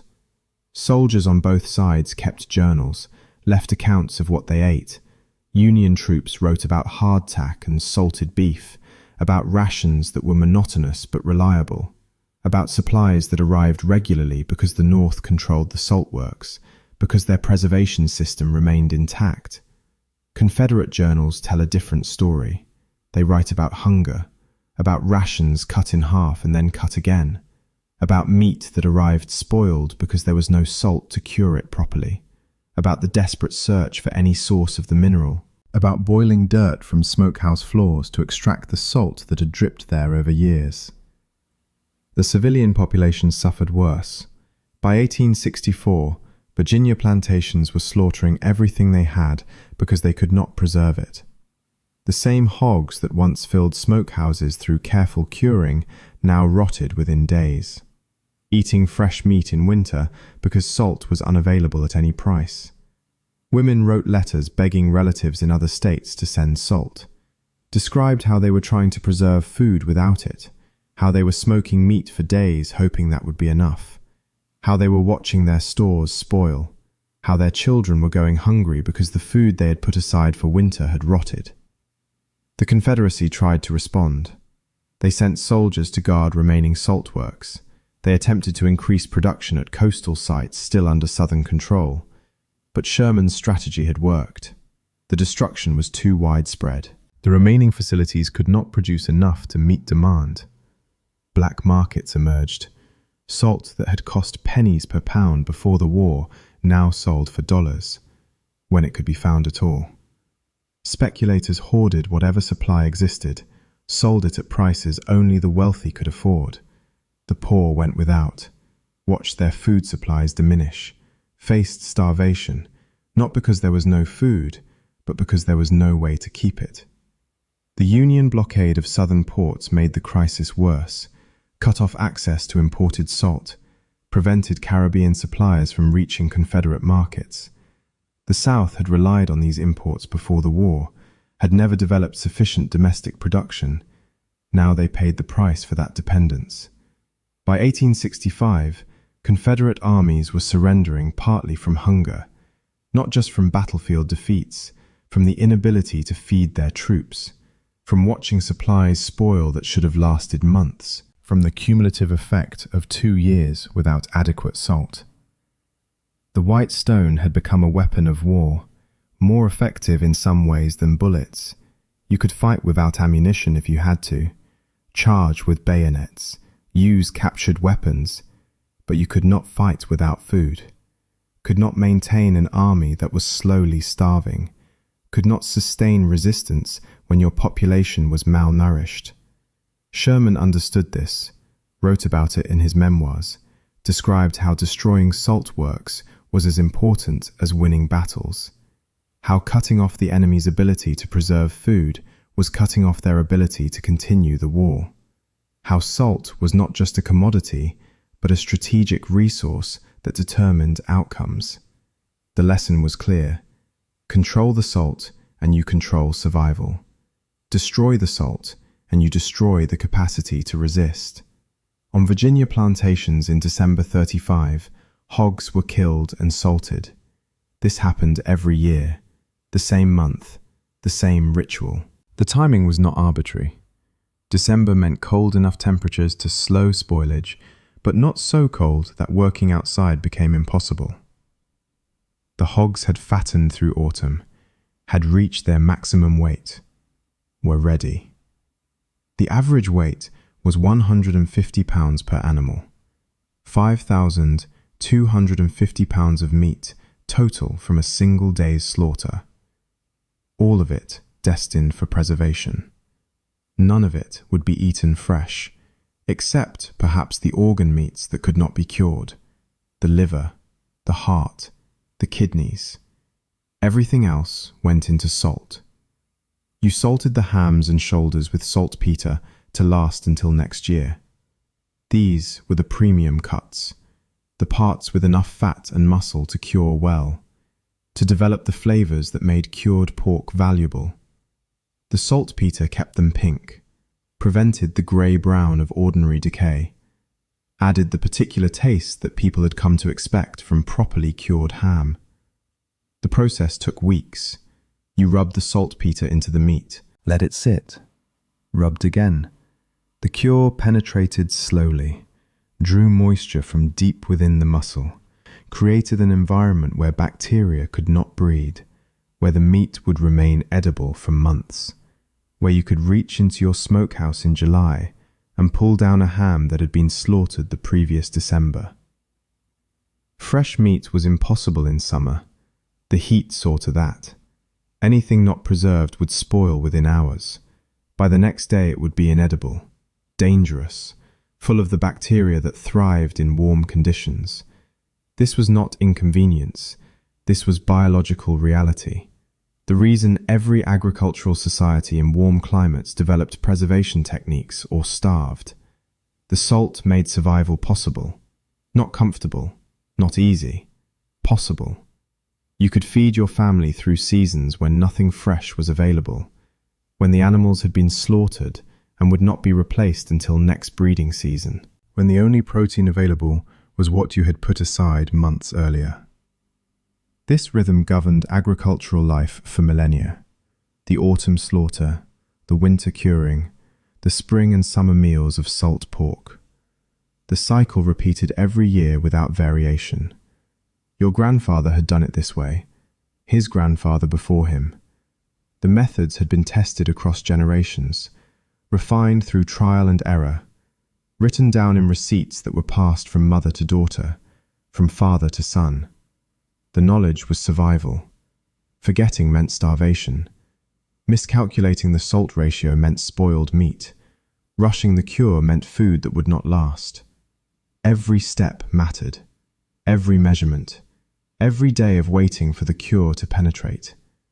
The patience required was not optional. It was the price of eating in August. The smokehouse held the results of this labor. Hams hanging from hooks, shoulders wrapped in cloth, bacon slabs stacked on shelves. The smell of salt and smoke and cured meat. The physical manifestation of autumn work that would sustain you through the next year. The insurance against hunger that every farm family maintained because the alternative was unthinkable. December came and you killed the hogs. You salted the meat, you hung it to cure, you waited. And when summer arrived and the heat made fresh meat impossible, you reached into that smokehouse and pulled down what you needed. The ham your grandfather would have recognized, the same taste, the same texture, the same survival technology that had kept humans alive since we stopped following the herds and started staying in one place. The pot au feu never empties. This is not metaphor. This is the literal reality of cooking in households without refrigeration. The pot sits on the hearth. It simmers constantly. You add to it. You take from it. But you never let it go cold. Never let it sit empty. Because starting over means wasting fuel and time and the concentrated flavors that have built up over weeks of continuous cooking. Each day you add new vegetables to the master stock, whatever is available, whatever came from the garden or the root cellar, turnips, carrots, onions if you have them, cabbage that was preserved in salt months ago. The vegetables soften in the broth, release their sugars and minerals, add complexity to liquid that already carries the essence of everything that came before. The base is salt-cured pork, a hock from the smokehouse, bacon that has been soaking since yesterday to remove excess salt, sometimes a piece of salted beef if you slaughtered a cow last autumn. The meat has been preserved for months, waiting for this moment. Now it releases its flavor slowly into the simmering liquid. The fat renders and creates a sheen on the surface. The collagen breaks down and thickens the broth into something substantial. The broth grows richer with the concentrated essence of preservation. Every day it becomes more complex, more layered. The salt from the cured meat seasons everything. The vegetables add sweetness to balance. The bones contribute gelatin that makes the liquid coat your tongue. After a week, the pot au feu tastes like nothing you could create in a single cooking session. After a month, it becomes something else entirely. You ladle out what you need for the meal, pour it into bowls, add a piece of bread if you have it. The bread soaks up the broth, becomes soft enough to eat without teeth if necessary. The vegetables provide texture, the meat provides protein, the salt provides the flavor that makes all of it palatable. This is dinner. This is breakfast sometimes. This is what keeps you alive when nothing fresh is available. Then you add more water, more vegetables, another piece of salt pork if the meat has been picked clean. You stoke the fire. You let it simmer. By tomorrow it will be ready again. The new ingredients will have melded with the old. The broth will have thickened slightly from evaporation. The cycle continues. Hardtack and salted beef sustain those who cross the oceans. The same principle on ships, the same perpetual cooking. Sailors soaked their hardtack in whatever liquid was available, water if nothing else, broth if they were lucky. The biscuit softened enough to chew, provided calories, kept them alive on voyages that lasted months. The salted beef went into the pot with whatever else they had, dried peas, onions from barrels. The resulting stew was monotonous, barely edible by the end of long voyages when the ingredients had been depleted and all that remained was salt meat and ship's biscuit. But it was food. It was calories. It kept men strong enough to work the sails and man the guns. Without this logistical reality, there would be no cities, no ships, no armies. Fresh food spoils. Fresh food cannot travel. Fresh food cannot feed populations concentrated in urban centers far from farmland. Salt made it possible to move food across distances, to store it through seasons, to maintain the supply chains that allowed civilization to grow beyond small agricultural villages. The perpetual stew was not cuisine, it was survival technology. The same technology in every culture that lacked refrigeration. The same understanding that preserved ingredients could sustain you indefinitely if you managed them correctly, if you kept the pot simmering, if you added carefully, if you never let it go cold and start over. The pot on your hearth right now carries the memory of every meal cooked in it this winter, every piece of salt pork, every vegetable, every addition of water and seasoning, the history of your survival simmering in iron over coals that never go out. The Bible contains 47 references to salt, from Lot's wife turned to pillar for looking back at Sodom, from Leviticus commanding that all offerings be seasoned with salt, from Matthew calling his followers the salt of the earth.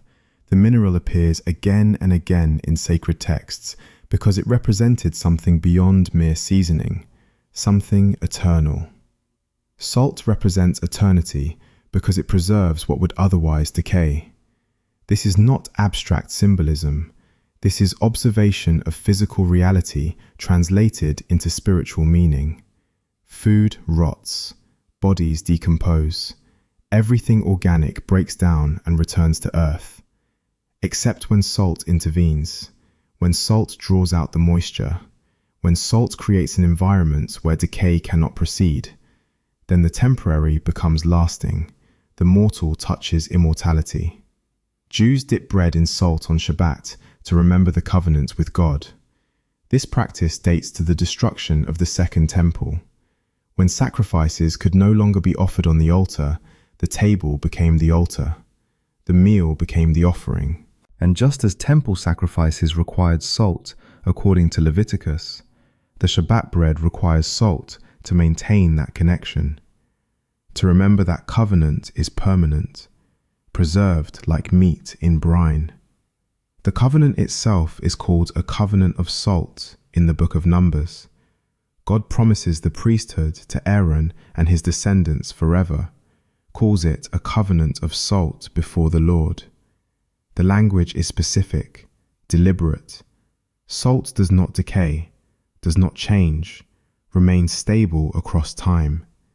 So too the promise, so too the obligation, eternal because it is salted.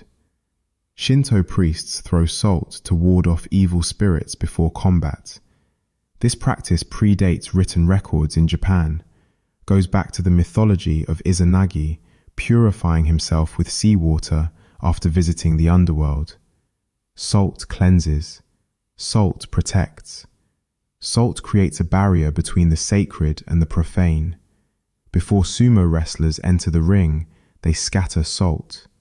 Before priests perform rituals, they purify the space with salt. The mineral marks the boundary between ordinary and holy.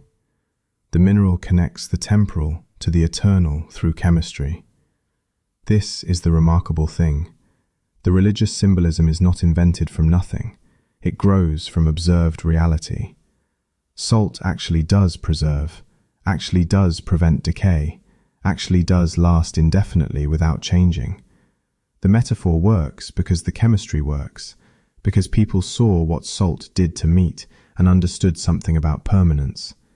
Hindu tradition includes salt in sacred offerings. In wedding ceremonies, salt is exchanged between families to seal the bond. The marriage becomes a covenant of salt, unbreakable, permanent. The same logic as the Jewish covenant, the same understanding that salt represents something that cannot be undone, cannot be dissolved, cannot decay with time. Islamic tradition requires salt at meals, not as religious law but as practice that evolved from the Prophet's customs. Salt honors the food, honors the guest, honors the occasion. Breaking bread with someone means sharing salt with them, creating a bond that carries obligation. That cannot be casually broken, because salt cannot be casually removed once it has dissolved into the meal. Greek and Roman priests sprinkled salt on sacrificial animals, salted the meat before burning it on the altar.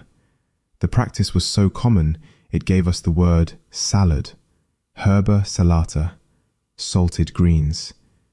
Even the vegetables offered to gods required salt to make them acceptable, to make them sacred, to transform them from ordinary food into something worthy of divine attention. The connection between salt and the sacred appears in every major religious tradition, independently, without contact or influence, because the observation is universal. Salt preserves, salt purifies, salt lasts. These are facts that any culture using salt would notice, would incorporate into their understanding of the divine, would use to explain concepts like eternity and covenant and the boundary between sacred and profane. The white stone that kept meat from rotting became the symbol of promises that could not rot, of bonds that would not decay, of the permanent in a world of temporary things. The chemistry became theology. The preservation of flesh became the preservation of faith. The mineral that saved you from starvation became the mineral that connected you to forces beyond survival, beyond the physical, beyond the need that drove you to the salt lick in the first place. British rule in India extracted revenue through the salt monopoly. This was not taxation in the modern sense, not a percentage added to the purchase price. This was total control over production and distribution. The company owned the salt pans, leased them to operators who bid for the privilege, set the purchase price artificially low, then resold at triple the cost to merchants who had no choice but to buy. The numbers tell the story. In 1784 to 1785, salt revenue reached 62,57,470 rupees. This represented months of income for the average farmer, not weeks, months. A year's supply of salt cost what a labourer might earn in 2 months of work, if he could find work, if he stayed healthy, if nothing else went wrong. 2 months' wages for a year's supply was the cost of empire, not the cost of salt itself. The mineral formed freely on every beach, evaporated naturally in coastal pans, required no complex processing, no expensive equipment, just sun and time and shallow pools where seawater could collect. The production cost was negligible. The sale price was whatever the monopoly decided to charge. The extraction was total. The benefit to the colonized, nil. Every rupee collected on salt went to the company, to shareholders in London, to administrators in Calcutta, to the machinery of colonial governance. None of it returned to the villages where people paid. None of it built wells or roads or schools in the regions that generated the revenue. The money flowed in one direction, out. Salt became the symbol of everything stolen under foreign domination. Not just the mineral itself, everything it represented. The ability to preserve food, to maintain livestock, to survive seasons when nothing fresh was available. All of it controlled by foreigners who had no stake in Indian survival, who profited from Indian necessity, who turned biological need into colonial revenue. The monopoly was defended with violence when necessary. Guards at salt works, inspectors searching travellers, soldiers enforcing the customs line. The British understood that controlling salt meant controlling the population, that people who could not preserve food could not resist, could not organise, could not sustain movements that required time and planning and the ability to store provisions. Control the white stone and you control the population. This was explicit policy, documented in company records, in correspondence between administrators, in the economic analyses that justified the monopoly. Salt was too valuable to leave in Indian hands, too essential to allow free trade, too profitable to abandon just because it caused suffering. The suffering was documented too, in the reports of famines made worse by salt scarcity, in the medical accounts of deficiency diseases, in the mortality statistics that showed higher death rates in regions where salt was most expensive. The British saw these numbers, filed them, continued the policy because the revenue justified the cost in Indian suffering. The system created dependency. Villages that had once produced their own salt from local sources were forbidden to continue, forced to buy from company merchants, forced to pay company prices, forced into an economic relationship where their survival depended on the goodwill of foreign administrators who had no reason to be merciful. This lasted for generations. Children grew up never knowing a time when salt was freely available, when you could walk to the shore and gather what you needed, when the mineral that kept you alive was not owned by the people who ruled you. The monopoly became normal, expected, the way things had always been, even though grandparents remembered differently. The resentment built slowly, accumulated across decades, passed from parents to children, along with the knowledge of how things used to be, how they should be, how they would be again if the British could ever be forced to leave. Salt became the focus of that resentment, the daily reminder of occupation, the substance you needed every day that required permission from foreigners to obtain. The grit of salt between your fingers is the texture of power. You feel it when you reach into the barrel. when you measure out the amount needed for preserving meat. When you rub it into flesh that will feed your family through winter, the crystals are rough, sharp sometimes. They cut into skin if you work with them long enough, leave your hands dry and cracked, leave white residue under your fingernails that does not wash away easily. This is what power feels like when you hold it. When you possess the substance that determines whether food lasts or rots, whether your family eats or starves, whether you survive the season or do not. The weight of those crystals in your palm is the weight of survival itself, tangible, measurable, real.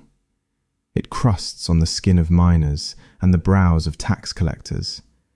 The miner descends into darkness 400 meters below the Austrian Alps, works in tunnels where the air is thick with salt dust, where every breath coats the lungs with mineral particles, where sweat mixes with the dust and forms a crust on exposed skin. By the end of the shift, his face is white, his hair is stiff with salt, his clothes are heavy with it.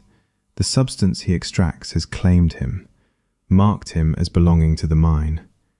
The tax collector rides between villages, checks receipts, searches homes for contraband. His hands touch salt all day, legal salt, illegal salt, salt from the wrong province, salt without proper documentation. By evening his palms are dry, the skin tight. The salt has drawn moisture from his flesh the same way it draws moisture from meat. The same chemistry, the same inexorable process of desiccation. The weight of it in bags and barrels is the weight of obligation. A full barrel of salt weighs as much as a grown man, more sometimes.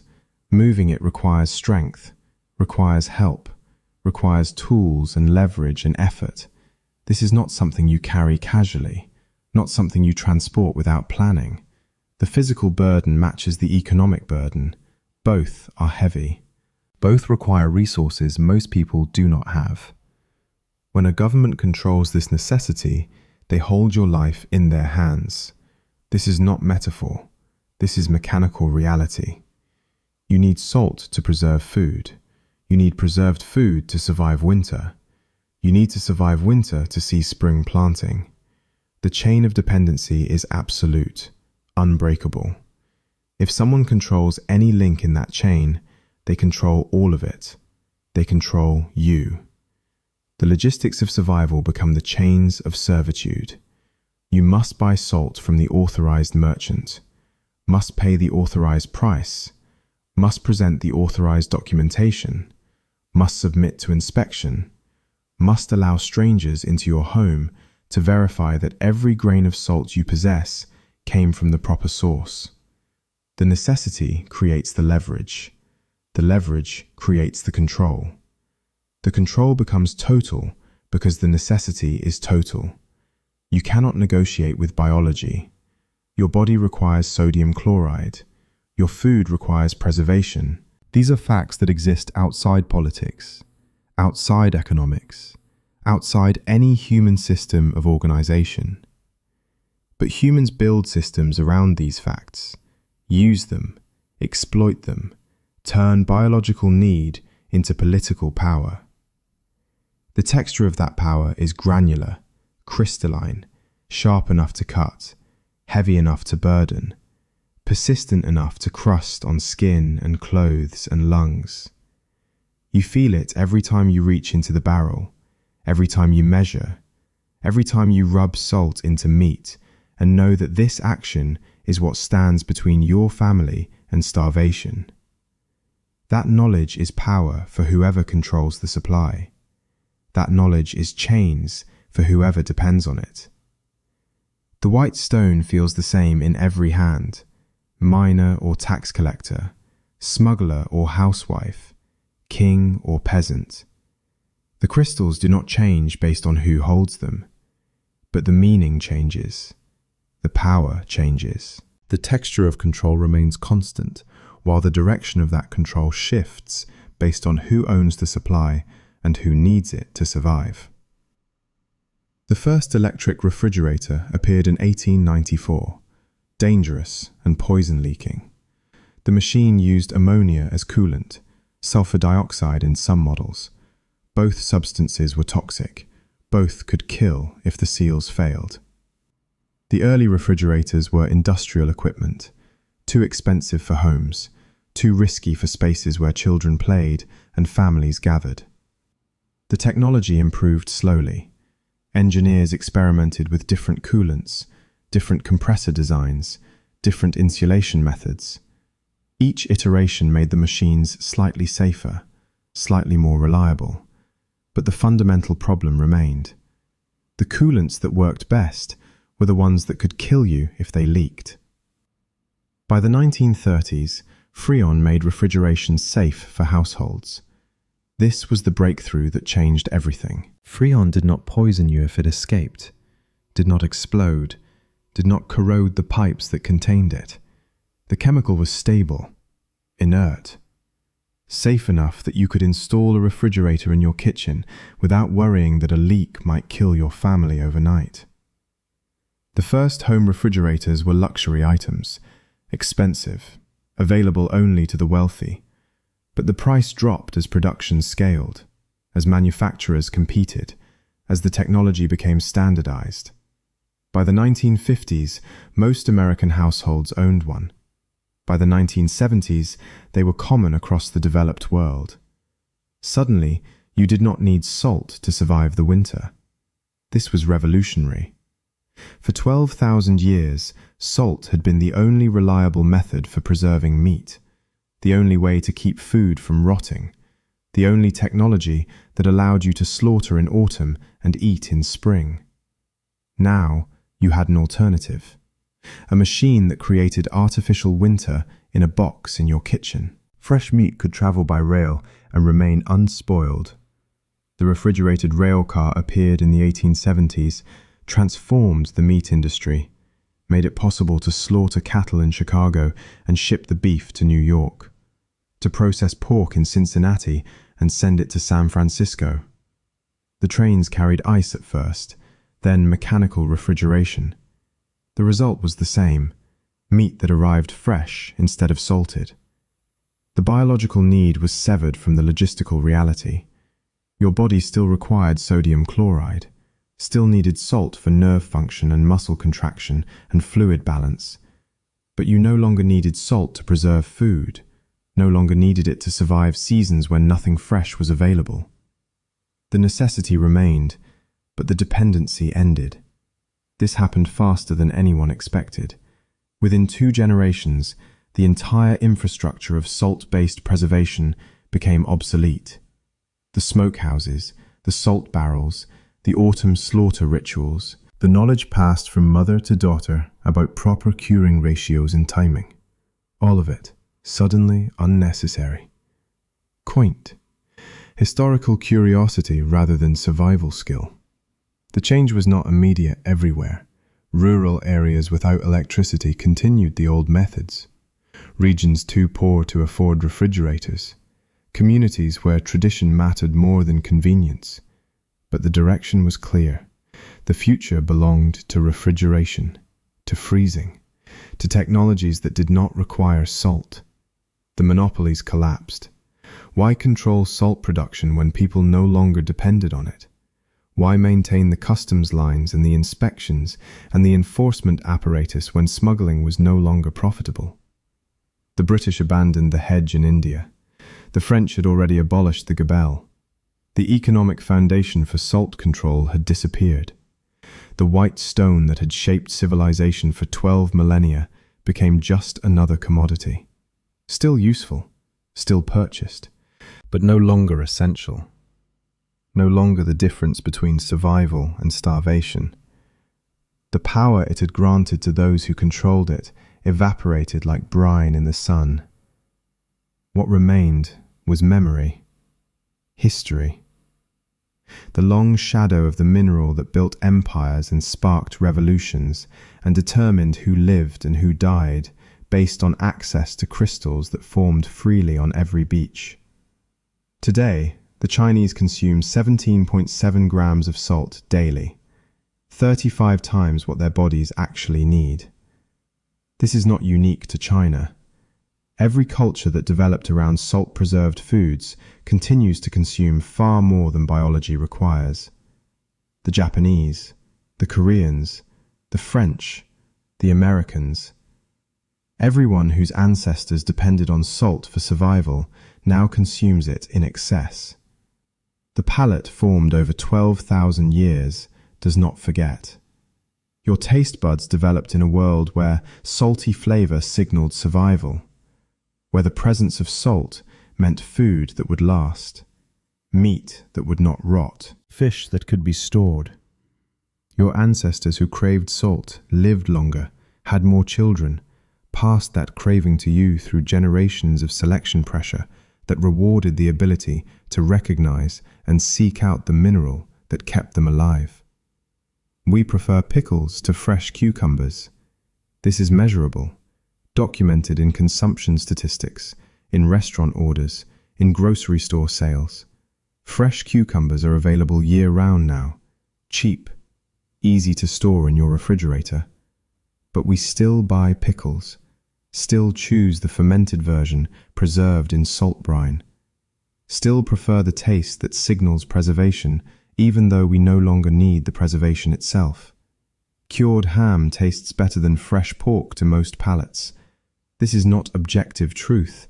It is learned preference, cultural inheritance, the result of 12,000 years of eating meat that had been salted because that was the only meat available most of the year. The flavors that developed during curing became the flavors we associated with quality, with celebration, with food worth savoring, rather than just consuming for calories. The comfort foods of every culture remain salted, fermented, preserved. Kimchi in Korea, sauerkraut in Germany, prosciutto in Italy, bacalhau in Portugal, gravlax in Scandinavia, garum in ancient Rome, though we call it fish sauce now and buy it from Thailand or Vietnam. The specific foods change, but the principle remains constant. The dishes that comfort us are the dishes that would have kept our ancestors alive. This is not nostalgia. This is biology expressing itself through culture. Your body still responds to salt the same way it did 12,000 years ago. Still releases dopamine when you taste it. Still signals satisfaction and safety and the presence of something your survival once depended upon. The fact that you no longer need salt to preserve food does not change how your brain responds to the taste. The white stone built empires, and its taste still builds our meals. Every cuisine uses salt. Every recipe calls for it. Every chef learns to season properly before learning anything else. The mineral that determined where cities were founded now determines whether a dish succeeds or fails. The substance that sparked revolutions now sparks arguments about proper seasoning. We add salt to chocolate, to caramel, to desserts that have no preservation need, no biological justification. We add it because it makes things taste better, because it enhances other flavors, because 12,000 years of evolution taught us to seek it out, and now we seek it even when we do not need it, even when we have too much already. The excess is not accidental. It is the logical conclusion of a relationship that began when we stopped hunting and started farming. When we first noticed that meat rubbed with salt lasted longer than meat left alone. When we built our first settlements near sources of the mineral. When we created trade routes and monopolies and wars over access to crystals that formed freely on beaches. You taste that history every time you reach for the shaker, every time you choose the pickle over the cucumber, every time you prefer the cured to the fresh. The white stone that built empires lives on in your preference for salty snacks, in your choice of condiments, in the comfort foods that make you feel safe because they taste like survival, even though survival no longer depends on them. We ascend now from the depths where the white stone sleeps, and the air grows lighter as we leave the brine and the weight behind. Rest well, knowing how much history rests in your daily bread. Tell me in the comments what time it is where you are. The mine closes for tonight, but the salt remains forever.